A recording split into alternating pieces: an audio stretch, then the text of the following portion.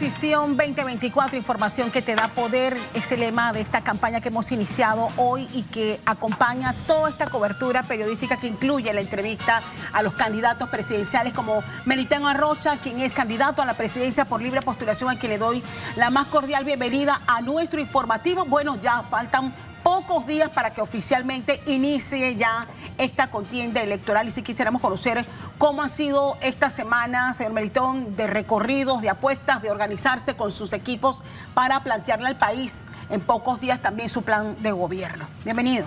Bueno, intenso, Castalia, 100 días a partir de hoy, la semana, imagínate, Sortobá, Tierras Altas, Boquete, David, Puerto Armuelles, Las Garzas, ayer la 24 de diciembre. Estamos haciendo un patrullaje por todo el país, escuchando a la gente más que hablando, y que nuestro plan de gobierno sea eso, la alimentación de las necesidades de la gente, de las propuestas de las comunidades, de cómo se resuelve, y que desde abajo se alimente el plan de gobierno, no desde un cuarto refrigerado que entonces conforma un plan de gobierno que está alejado de la realidad. ¿Qué cosas puntuales le están planteando la gente en estos recorridos? Mira, es terriblemente triste que en pleno siglo XXI lo que plantee la gente no sean los derechos ciudadanos. Lo que están planteando son los servicios básicos domiciliarios, que le recojan bien el agua, que le recojan bien la basura, que la dispongan bien, que haya suministro de agua potable de calidad y en cantidad, que le ofrezcan seguridad y que no vivan prisioneros de las bandas y de las pandillas y que no salgan a tomar el bus y sientan que les van a robar, que hay un sistema de transporte confiable y que les permita llegar al trabajo temprano. O sea, problemas recurrentes y que vienen ya, lo mismo que hace 20 años. Y lo más básico, o sea, no estamos hablando de temas de ciudadanía complicados, estamos hablando de los servicios básicos domiciliarios, lo que cada casa en pleno siglo XXI esperaría naturalmente recibir. Acabamos de lanzar nuestra campaña, tuve la oportunidad aquí mientras esperaba la entrevista de ver la apuesta que tenemos, porque al final sí, todos llegamos a la conclusión de que hay un panameño que despertó, que hay un panameño que es más fiscalizador, como lo decía nuestro director de noticias.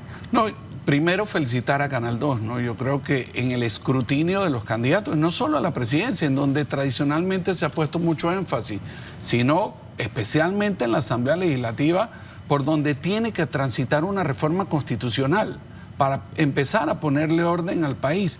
Y después todos los cuerpos normativos que necesitamos modificar, en especial aquellos relacionados con la corrupción, con la narcopolítica, con el lavado de dinero.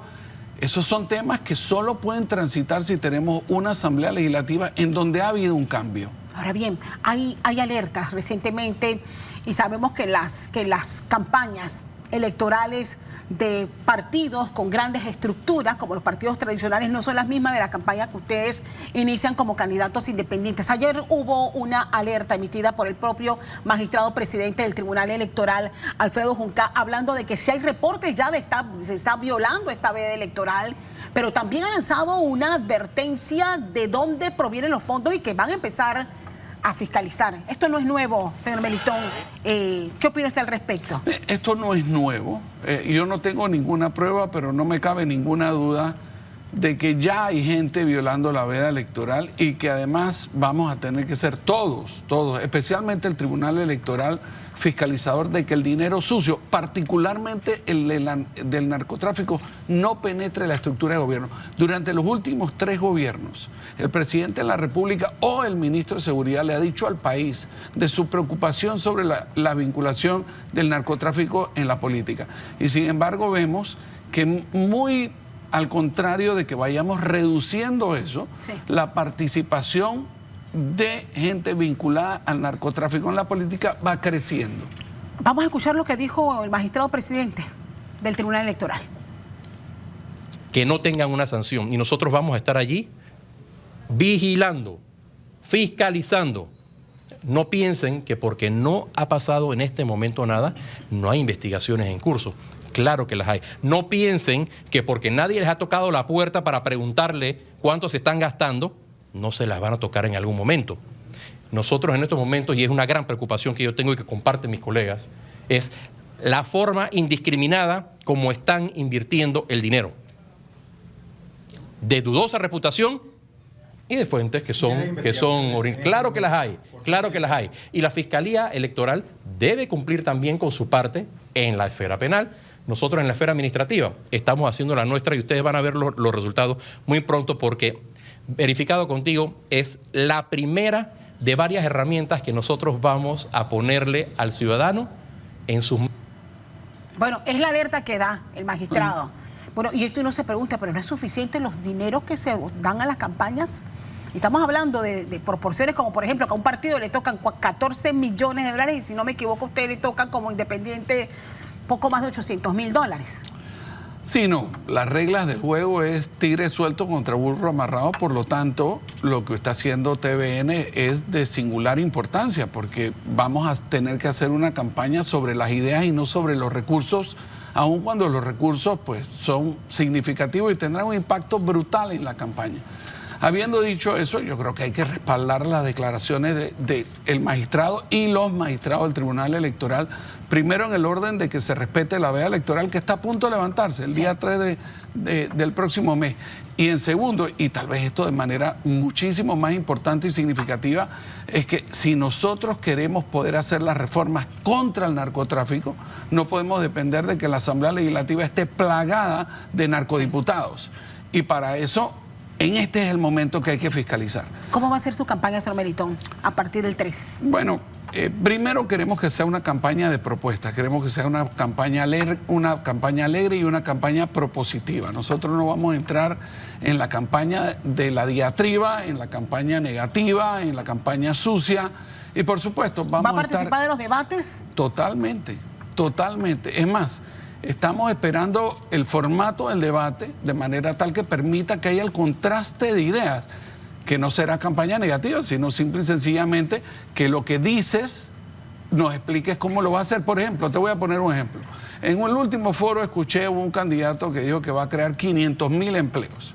Bueno, es importante que nos explique a todos los ciudadanos, incluyéndome a mí, cómo es que se logra crear 500.000 empleos, ¿no? Ninguna administración hasta ahora lo ha logrado hacer. Y no quiero decir con esto que no se puede hacer, pero es muy importante pasar de lo que dices a cómo lo vas a implementar, ¿no? Y el nivel de detalle es muy importante. En el último foro ciudadano vi a los demás compañeros que tuvieron la oportunidad, con los cuales tuve la oportunidad de compartir esa ocasión, de que la mayoría tenían propuestas que eran muy generales, poco aterrizadas y que no le explicaban al ciudadano a ciencia cierta no solo su idea de cómo hacer el gobierno, sino cómo implementarlo, en donde yo creo que medios como TVN van a jugar un rol protagónico. Bueno, y nos corresponde a nosotros, y la verdad que es un gran desafío poder prepararse para en su momento poder desglosar y desmenuzar cada una de las propuestas que ustedes nos traigan para ver cuán efectivas y aplicables sean. Señor Melitón, yo no puedo terminar esta entrevista.